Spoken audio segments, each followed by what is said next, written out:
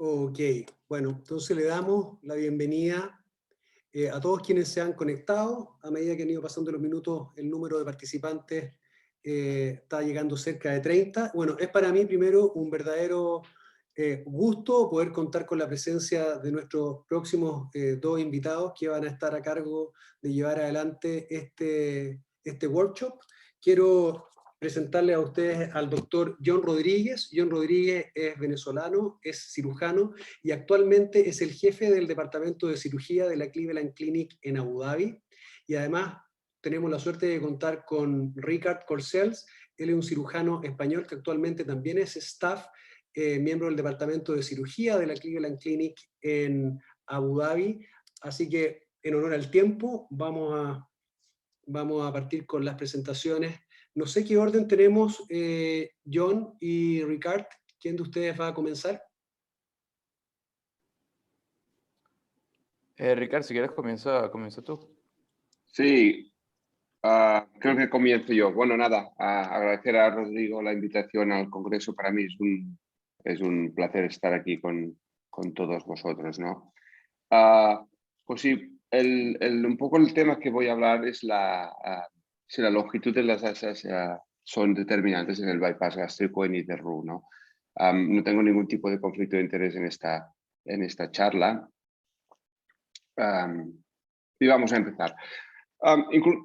Aún ahora se considera el bypass gástrico IDERRU como la técnica gold estándar para la mayoría de cirujanos, ¿no? Aunque existe, como he dicho antes, cierta controversia en la longitud de asas ideal para terminar el bypass. Pues como iba diciendo, pues existe controversia en la longitud de asas para diseñar el bypass gástrico ideal, ¿no?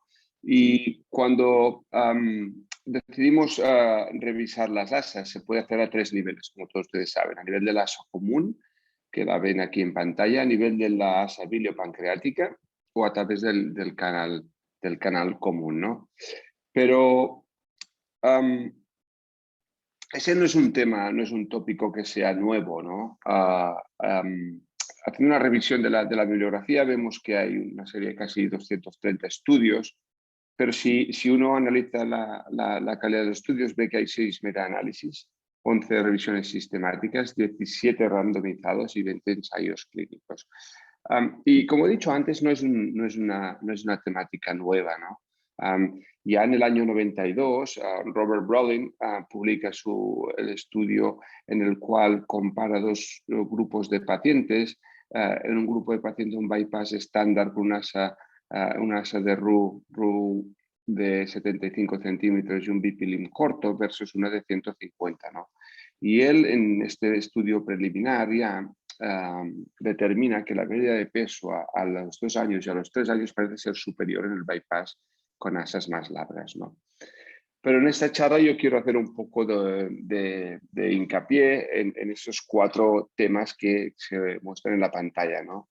Si hay un impacto en la pérdida de peso, si hay un cambio en el perfil metabólico del paciente, qué impacto tiene en el perfil nutricional de nuestros enfermos y si hay alguna evidencia de cambio en calidad de vida.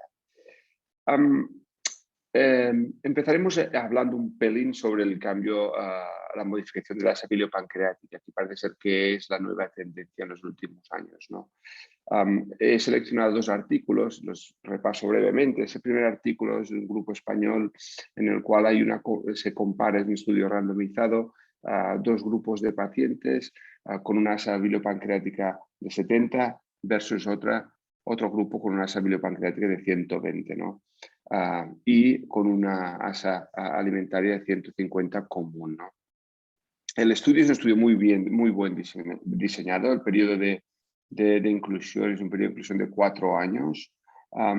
Engloba más de 500 enfermos y lo más importante de este estudio, creo yo, es el grado de retención a 5 años, que hay un seguimiento de más del 90% a 5 años, ¿no? Esos son los objetivos del estudio, los ven en pantalla en color amarillo, ¿no? En cuanto a la demografía, los 2 grupos eran exactamente iguales en las características basales. Vemos que no había diferencias en cuanto a la edad, el género y el BMI en situación basal. ¿Y cuáles fueron los resultados a 5 años del grupo de Ruiz Tovar, ¿no? Pues aquí vienen en pantallas, ¿no? Cuando ellos estuvieron analizando el cambio en pérdida de peso en forma de BMI, exceso de BMI y cambio en unidades de BMI a los 5 años, vieron que no hubo diferencias en ninguno de los dos grupos, ¿no? Entre el grupo BPLIM 70 versus 120, ¿no? Pero no solo eso, cuando uno analizó también en los cambios en las comorbilidades, vieron que no había diferencias en el control de la diabetes en 5 años, 33% versus 35%, al igual que con la hipertensión, ¿no? Con lo cual, el estudio de Ruiz Tovar concluye que no hay un impacto en la pérdida de peso ni en las comorbilidades cuando modificamos el asa biliopancreática. Sin embargo, sí existe una mayor necesidad de suplementos nutricionales a expensas de la vitamina B12, el fólico y la vitamina A en contra del grupo con asa biliopancreática larga. En contraposición, he seleccionado esta revisión sistemática del grupo de Raúl Rosenthal y nuestros compañeros de Cleveland Clinic, Florida. Es una revisión sistemática siguiendo la metodología PRISMA. Ellos han analizado 13 artículos, la mayoría randomizados, y en ese estudio metaanálisis sí que se concluye que la pérdida de peso es superior en aquellos sujetos en los cuales se realiza una asa biliopancreática larga. Vamos a analizar el segundo tipo de contexto clínico que nos podemos encontrar. Aquellos cirujanos que deciden cambiar el asa alimentaria, el RULIP. ¿Qué pasa en esos pacientes, ¿no? He seleccionado el estudio Ducati. El estudio Ducati es un estudio multicéntrico holandés.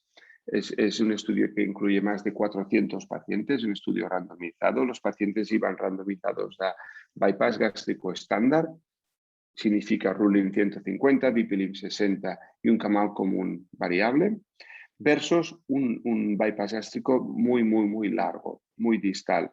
Eso quiere decir, en ese subgrupo de pacientes el canal común es fijo de 100 centímetros, una biliopancreática de 60 centímetros y lo que varía es la asa alimentaria. Ese grupo son 196 pacientes y los investigadores reportan resultados al año. ¿Y cuáles son esos resultados? Pues el estudio de Ducati nos dice que al año tampoco existen diferencias en cuanto a pérdida de exceso de peso, 84% versus 85%, la P es no significativa, y tampoco existen diferencias en cuanto al porcentaje de peso total, 34% versus 33%. Es interesante, sin embargo, que cuando analizan el número de pacientes que requieren cirugía para corregir la longitud de asas debido a desnutrición, tampoco hay diferencias, un 1.4 respecto a un 0.9% con una P no significativa. Este otro estudio, publicado por Lehman en el mismo año 2020, es un estudio que se basa en los mismos pacientes incluidos en el Ducati, analiza los cambios o el impacto nutricional que tiene el bypass gástrico muy distal, ¿no? Y ven que en efecto lo tiene, que los pacientes del grupo distal tienen unos niveles de calcio, hierro y vitamina D significativamente menores que el grupo de bypass estándar. Y concluir evidentemente que los enfermos precisan de una monitorización exhaustiva al seguimiento. Y finalmente el tercer tipo de modificación que se puede hacer cuando uno plantea cambiar la longitud de asas es ir al canal común, ¿no? Y aquí he seleccionado un estudio que será conocido por la mayoría de ustedes, el estudio Gateway, ¿no? Publicado por Carlos Schiavone, el grupo de Brasil. Ese es un estudio randomizado que el objetivo principal era básicamente comparar tratamiento médico versus quirúrgico en pacientes con obesidad grado 1, 2, bypass gástrico estándar, 45 pacientes versus tratamiento véntrico 55. Y Carlos Schiavone miraba en el impacto que tenía el canal común en la remisión de la hipertensión y los factores cardiometabólicos. En su grupo de 45 pacientes vieron que de forma media, el canal común hacía una longitud de unos 450 centímetros, es decir, más de 4 metros, y ellos vieron que cuando analizaron si había una correlación entre la longitud del canal común y la remisión de la hipertensión, vieron que no había ningún tipo de relación. Es interesante también decir que aparte de ello, que no había tampoco correlación entre la longitud del canal común y los cambios del perfil cardiometabólico. También comentar que la mitad de pacientes sí presentaban remisión de la hipertensión al año de seguimiento. Por tanto, volviendo al principio de mis preguntas, al principio de esta breve charla, pues analizando la literatura, vemos, para responder a la primera pregunta, si hay cambios en la pérdida de peso, pues hay estudios que, como han visto, dicen que sí, y hay estudios que dicen que no hay impacto en la pérdida de peso. Eso mismo vale para la modificación del perfil metabólico. Algunos estudios parece ser que indicarían que sí, otros, como les he enseñado, no. Calidad de vida, no tenemos datos para evaluar la calidad de vida en los pacientes en los cuales hacemos una variación de longitud de asas. Y sí es verdad que parece ser que evidentemente impacta en el perfil nutricional y esos pacientes requieren de un seguimiento más exhaustivo. Mis reflexiones finales son, evidentemente, como les he mostrado, a pesar de que en la literatura hay mucho estudio randomizado, no hay una consistencia en los resultados. Sí parece ser que a una asa biliopancreática más larga podría haber un mejor control metabólico. Yo entiendo que una distribución de tu bypass gástrico en IDRU 150, asa alimentaria 100 biliopancreática parece más que razonable. Como les he dicho antes, no hay datos sobre calidad de vida y evidentemente habrá que monitorizar esos enfermos a largo plazo. Y un poco aquí acaba mi corta charla. Esa es la imagen de nuestro hospital en Abu Dhabi. Espero que pronto ustedes puedan venirnos a ver. Muchas gracias. Muchas gracias, Ricard, por tu muy buena presentación y resumen de la evidencia disponible. En honor al tiempo, para después que podamos discutir con el resto de la gente que está conectada, vamos a pasar a la presentación de John. Así que mientras tanto les recuerdo a todos quienes están viendo esta presentación que pueden dejar sus preguntas en el panel de preguntas para que después las revisemos y las contestemos. Entonces, don John ahora va a hablar acerca de cuál es la importancia en el pouch y ver si eso tiene algún impacto para que podamos tener como conclusión cuál es nuestro bypass gástrico ideal. Gracias, Rodrigo. Nuevamente muy agradecido por la invitación y la oportunidad y, bueno, sorprendido de tu gran trabajo organizando este congreso. Déjame compartir mi pantalla aquí y vamos a tratar de movernos rápidamente por estas diapositivas, nuevamente tratando de diseñar el bypass gástrico ideal. No tengo ningún tipo de conflicto de interés que sea relevante para esta charla. Vamos a hablar de dos componentes en esta parte, el pouch o la bolsa y el tamaño de la gastroyeyuno o del estómago. Siempre que tratamos de, por lo menos, enseñar a nuestros fellows y la manera que nosotros nos entrenamos, siempre hablamos de varios factores cuando estamos tratando de crear un pouch.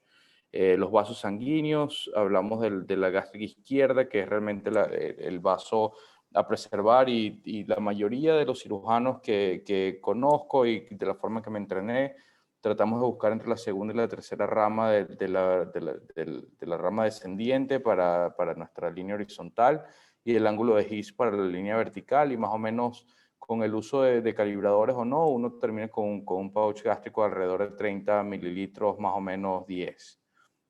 Sin embargo, hay varios factores técnicos, el tipo de anastomosis. Sabemos que cuando estamos tratando de usar engrapadoras lineales, a veces queremos hacer la línea horizontal un poco más grande para tener espacio para la engrapadora. Con las engrapadoras circulares a veces el tamaño puede ser más pequeño. Igual que las anastomosis a mano, uno puede trabajar con menos tejido. Pero la realidad es que a veces son los pacientes los que nos dicen cómo lo vamos a hacer dependiendo de la distribución de grasa. A veces no podemos ni siquiera identificar algunos de estos factores anatómicos como las ramas descendientes de la gástrica izquierda. Y las tres cosas que siempre, por lo menos en la forma que yo me entrené, estamos pensando es el riesgo de úlceras marginales, si va a haber reflujo o no, o si el paciente tiene reflujo preoperatorio y obviamente la pérdida de peso, que es uno de los puntos que vamos a debatir. Estoy hablando del primer punto en cuanto a úlceras marginales. Hay ciertas publicaciones que demuestran que hay una relación significativa entre el tamaño del pouch y el riesgo de úlceras marginales. Inclusive en el segundo estudio aquí del doctor David Eltham, habla de un riesgo relativo que aumenta de acuerdo a la longitud de la línea de grapa de manera significativa. Por lo tanto, pouches más pequeños tienen, por lo menos en la literatura que existe, una tendencia menor a úlceras marginales y creo que muchos de nosotros hemos visto esto en nuestra práctica. En cuanto al reflujo, una de las teorías principales es que estamos disminuyendo la masa de células parietales que está en contacto con la unión gastroesofágica. Sin embargo, no hay ningún tipo de data que relacione el tamaño con el riesgo, pero la teoría y los principios fisiológicos del bypass gástrico, sobre todo en pacientes que tienen reflujo preoperatorio, es que un pouch pequeño, en teoría, debería de producir menos reflujo que un pouch grande. Por lo tanto, en estos casos siempre tratamos de hacer un pouch pequeño. Y hablando de la pérdida de peso, han habido aproximadamente 15 estudios publicados, 3 de ellos randomizados. Uno de los reviews sistemáticos, que incluyó 14 estudios y 2 randomizados, evidenció que en 9 de estos estudios no se demostró ningún tipo de diferencia en la pérdida de peso por el tamaño del pouch. Y analizando los 3 estudios randomizados donde hubo una planificación prospectiva del tamaño del pouch, vamos a ver lo siguiente. En el primer estudio, que fue un estudio hecho en China en pacientes con obesidad tipo 1, ellos diseñaron un pouch de 3 por 5 centímetros que termina con un volumen aproximadamente entre 15 y 25 mililitros versus un pouch de 4 por 6 centímetros que termina en un pouch aproximadamente de 35 a 40 mililitros y concluyeron que a los 3 años, al año, hay una diferencia significativa en los pacientes que tienen un pouch más pequeño en cuanto a pérdida de peso. Pero cuando vemos los números y el poder de este estudio, sin yo ser ningún tipo de experto en estadística, realmente me pregunto si hay una diferencia clínica cuando hablamos de un pouch de 3 por 5 centímetros versus 4 por 6, y realmente los factores que se utilizan para diferenciar esta diferencia de 1 centímetro en una línea de grapa, creo que son algo subjetivos en mi opinión, así que no sé si tenga mucha aplicación clínica los resultados de este estudio. Este es el estudio más reciente que se publicó el año pasado y es bastante interesante porque aquí son resultados opuestos. Los autores diseñaron un pouch estándar versus un pouch más largo, bastante similar al pouch que se hace en el bypass de una sola anastomosis. Y ellos sí publicaron una diferencia significativa a los 3 años en cuanto a la pérdida de peso en estos pacientes. El tercer estudio randomizado también fue en obesidad tipo 1 y cuando vemos el diagrama quirúrgico, como lo podemos ver aquí, fueron unos pacientes que tuvieron realmente una gastroyeonostomía, como ellos lo describieron, que no sé si podríamos considerar esto como un pouch gástrico típico de un bypass y por lo tanto no creo que sea un estudio de donde podamos sacar conclusiones significativas para la pregunta que estamos tratando de contestar. En cuanto al tamaño de la gastroileostomía, igualmente han habido aproximadamente 10 estudios, uno randomizado, la mayoría de ellos comparando anastomosis circulares, donde el diámetro de la anastomosis es mucho más fácil de predecir, 21 versus 25. 4 de estos estudios encontraron una diferencia que favorece al estoma más pequeño. Solo uno de estos estudios fue prospectivo, donde se planificó el tamaño de la anastomosis, y los demás fueron retrospectivos, donde analizaron pacientes después de la operación y vieron si había algún tipo de correlación entre el tamaño del estómago y la pérdida de peso. Y la mayoría de los estudios que analizaron la 21 contra la 25 sí demostraron que hay un mayor riesgo de estenosis con la 21. Este fue el único estudio randomizado que ha tratado de contestar esta pregunta. Fue publicado en el año 2009 y como vemos aquí no hubo ningún tipo de diferencia en la pérdida de peso utilizando una anastomosis circular de 21 milímetros versus 25 milímetros. Sin embargo, hubo una tasa de complicaciones más alta en la 21, principalmente estenosis que requirieron dilatación.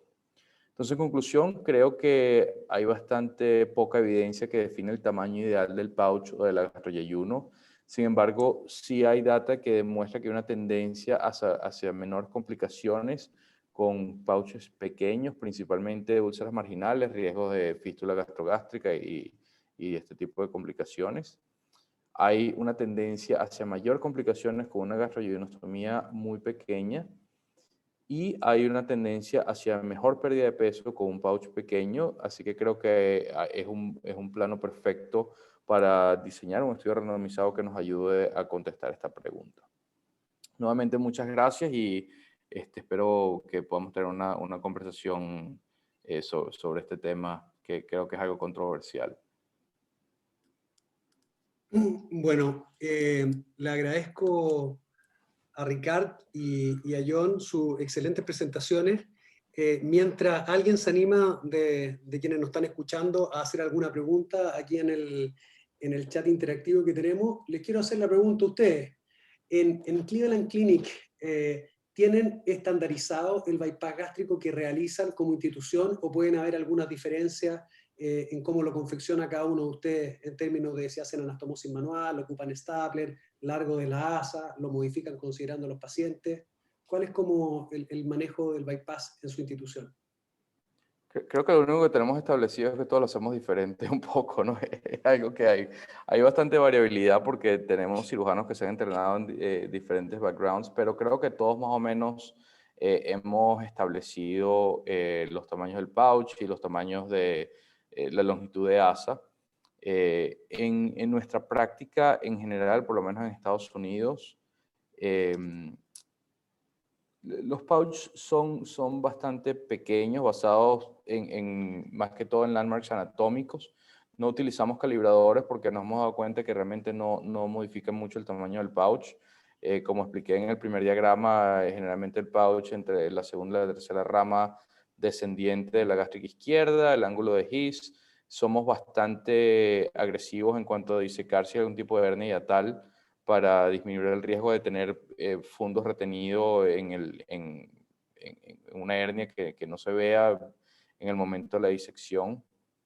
Creo que los que hacen anastomosis lineales tienden a hacer un pouch un poco más pequeño, como en forma de bota. Los que hacen anastomosis circulares o a mano tienden a hacer pouch un poco más tubulares y pequeños, pero sin una diferencia que sea clínicamente significativa. En cuanto a la longitud de asas, recientemente, cuando yo me entrené, realmente todas las asas eran a 50 centímetros y 150 centímetros de asa alimentaria. Creo que en los últimos años hemos modificado un poco eso y por lo menos en pacientes con índices de masa por encima de 40 o 45, dependiendo del cirujano, hacemos biliopancreáticas de 1 metro y asas alimentarias de 150. Y a veces en pacientes diabéticos irrelevante del índice de masa corporal, sí tratamos de hacer las asas biliopancreáticas por lo menos de 1 metro. Pero nuevamente, como Ricardo mostró, no sé si hay mucha evidencia que apoye este tipo de prácticas y son un poco más basados en algunas sugerencias de publicaciones sin algo muy significativo, ¿no? Ricard, ¿algo que agregar? Tienes que activar tu micrófono. No, yo creo que John lo ha resumido bastante bien, pero sí que en general nosotros todos hacemos el pouch pequeño siguiendo los landmarks anatómicos que John ha descrito en su presentación. Y la variación principal es en la anastomosis, ¿no? La mayoría, algunos la hacen manual, el resto lo hacemos con circular o con mecánica, ¿no? Pero en general sí que el tamaño del pouch es pequeño y la longitud de asas es bastante estandarizada. En cuanto a las variaciones, yo creo que la variación de las asas es más en función del tipo de paciente, ¿no? El paciente que es un paciente con BMIs altos, metabólicamente enfermo, pero que por las razones que sean no puedes hacerle un switch o un SADIS, pues los enfermos sí que varías la asa biliopancreática. Pero si no, también tenemos bastante estandarizados el 150, unos 50 o 100 de asa biliopancreática. Perfecto. Y Bueno, ustedes, Rodrigo, perdón que te interrumpa, ¿ustedes qué están haciendo sí, en tu yo centro? diría, nosotros en general acá en la Universidad Católica, nuestras técnicas tanto de la manga como en el bypass son bastante estándar. Todas nuestras anastomosis son manuales en 2 planos. También tratamos de hacer bolsas chicas ocupando los mismos reparos anatómicos que ustedes, y con respecto al largo del asa, yo diría que en general varía entre 30 y 50, 150, 180 o 200 de asa alimentaria en función de las características del paciente, IMC/50, pacientes diabéticos. Yo diría que más o menos ocupamos como los mismos criterios, pero sí en general nuestra técnica es bien similar porque básicamente todos hemos sido entrenados acá. Yo sí que nosotros sí que empezamos en Barcelona siendo mucho más agresivos, es decir, modificando más en lo que sería el asa alimentaria. Y es verdad que en los últimos 5 años eso ha cambiado, la tendencia, como he explicado un poco, es ir a la asa biliopancreática, porque la verdad que el impacto que tiene modificar el asa alimentaria parece ser que es prácticamente nulo, ¿no? Bueno, ahora en el fondo yo voy a leer inmediatamente las preguntas, pero el comentario es que, claro, como cirujanos nosotros siempre tratamos de enfocarnos y creer que todas las cosas técnicas que hacemos al momento de la cirugía van a impactar realmente los outcomes a largo plazo de los pacientes, y en el fondo no consideramos todas estas cosas conductuales que son importantes, pero sí nos damos cuenta que a veces haciendo cirugía muy agresiva, pensando en la baja de peso, podemos enfermar más a nuestros pacientes desde el punto de vista nutricional. Y eso es un factor que es muy importante considerar. Vamos a hacer una pregunta acá. Mira, aquí está el doctor Juan Eduardo Contreras, que es un reconocido cirujano de nuestro país, de una clínica amiga grande, la Santa María. Pregunta: hola Ricard, dice, interesante tema.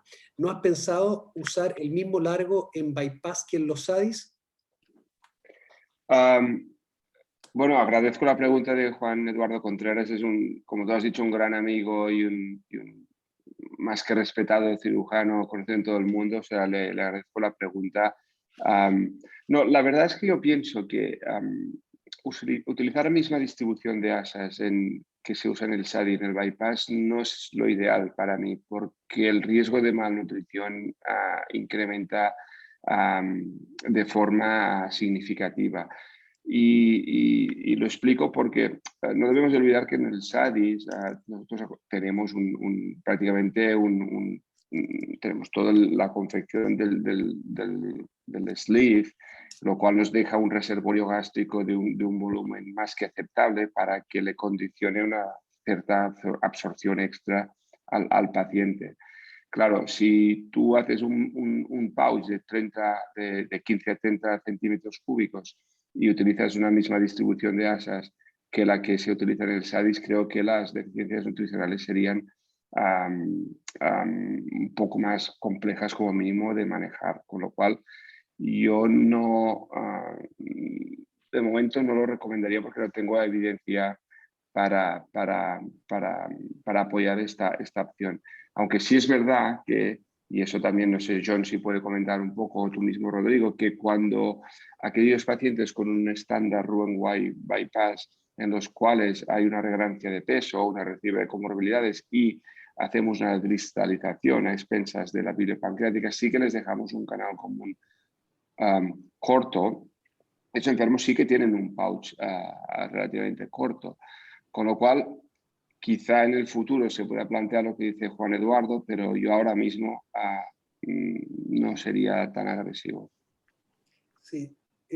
A modo de comentario, en el fondo lo que cuesta encontrar el balance, porque cuando uno revisa o cuando uno convierte una gastrectomía en manga en un bypass, en el fondo, el riesgo de morbilidad y complicaciones es bien bajo desde el punto de vista nutricional, considerando que uno hace un bypass tipo estándar. El tema es qué hacemos con los pacientes que ya tienen un bypass gástrico y que uno considera que una cirugía revisional los va a ayudar. Y acá lo que nosotros vemos es que en general siempre hay un impacto muy deleterio, o muchas veces desde el punto de vista nutricional, y con un porcentaje de pacientes no menor que incluso puede tener la necesidad de revertir, ¿verdad?, esa revisión del bypass por compromiso nutricional, hipoalbuminemia o incluso necesidad de nutrición parenteral total. Así que nosotros en nuestra práctica no lo hacemos muy habitualmente. Tratamos de favorecer mucho el manejo médico multidisciplinario. Yo creo que en honor al tiempo, 2 tiempos. el primer tiempo de nuestros speakers, que para quienes no saben están en Abu Dhabi y la diferencia horaria, ¿son las 3 de la mañana ya? 3:30, sí. 3:30, así que yo creo que esto da para conversar mucho. Próximo evento de este tipo vamos a hacerlo más temprano para que ustedes no sufran tanto con el cambio de hora. Les agradezco a nombre de todos nosotros y de toda la gente que está mirando este workshop su tiempo, sus excelentes presentaciones, así que quedan invitados para cuando hagamos este evento en forma presencial para que puedan venir, y ahora un merecido descanso después de esta larga jornada para ustedes. Así que les agradezco. Un abrazo grande a los dos. Muchas gracias por su tiempo. Gracias a ti, Rodrigo. Gracias de nuevo, Rodrigo. Un abrazo y espero que nos podamos felicitaciones. juntar pronto. Un abrazo. De todas maneras, que descansen, y para quienes van a seguir conectados, los invito a conectarse al link del segundo workshop, que vamos a ver si es que encontramos algunos aspectos técnicos que nos permitan crear una gastrectomía en manga ideal.